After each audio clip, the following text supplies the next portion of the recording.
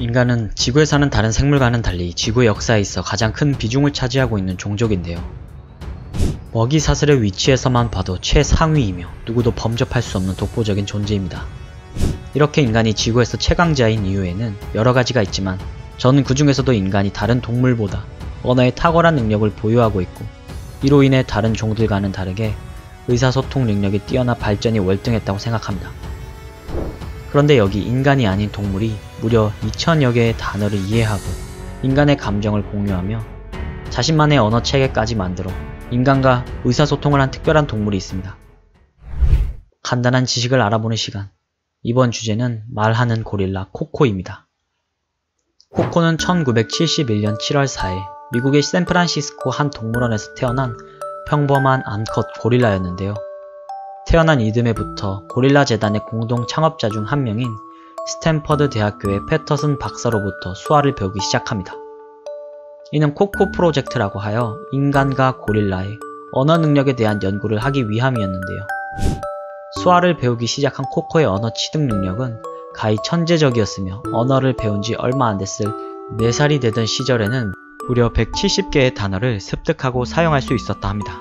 코코가 세상을 떠나기 전 47살이 되었을 때는 무려 2000여 개의 단어를 이해하고 인간과 소통했다 하니 어쩌면 저보다 나을 수도 있었겠네요. 여하튼 코코는 이렇게 습득한 단어를 단순히 외우는 것이 아닌 자신이 생각했을 때 어색하지 않고 한데 묶을 수 있을 것 같다고 생각이 드는 단어들은 조합을 해서 코코 자신만의 언어 체계로 문장을 만들어 의사를 표현하는 행동도 보입니다.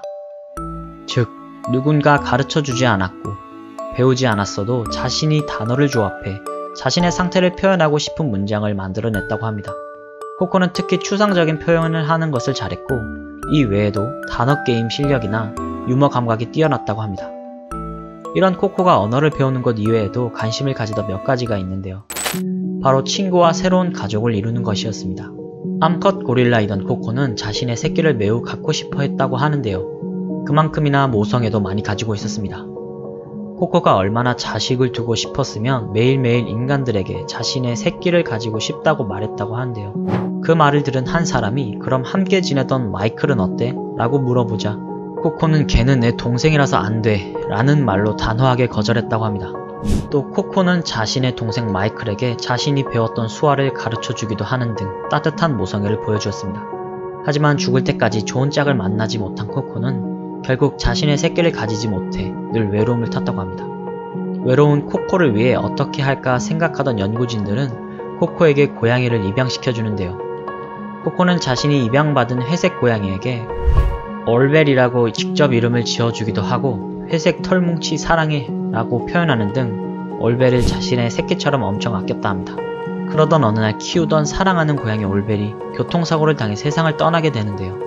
사랑하는 올벨의 죽음에 코코는 한동안 방 안에만 머물러 sad, bad, cry라는 단어를 수없이 반복했다고 합니다. 동물 친구 말고도 코코는 살아생전 뛰어난 언어 능력으로 많은 인간 친구들도 사귀었는데요. 때문에 인간들과 지내는 시간이 동종인 고릴라 친구들과 지내는 시간보다 많았다 합니다. 수화를 배운 초기에 자신을 좋은 동물 고릴라라고 소개하다가 나중에는 좋은 사람 고릴라라고 자신을 소개할 만큼 인간 친구들에게 많은 영향을 받았습니다. 친구에 관한 일을 하러 한 번은 코코가 같이 자랐던 마이클이 세상을 떠나고 나서 6개월 정도 우울증에 빠진 적이 있었는데 그때 코코를 위로해준 미국의 영화배우 로빈 윌리엄스와 각별한 친구가 되었는데요. 서로 장난도 칠 만큼 많이 친했다고 합니다.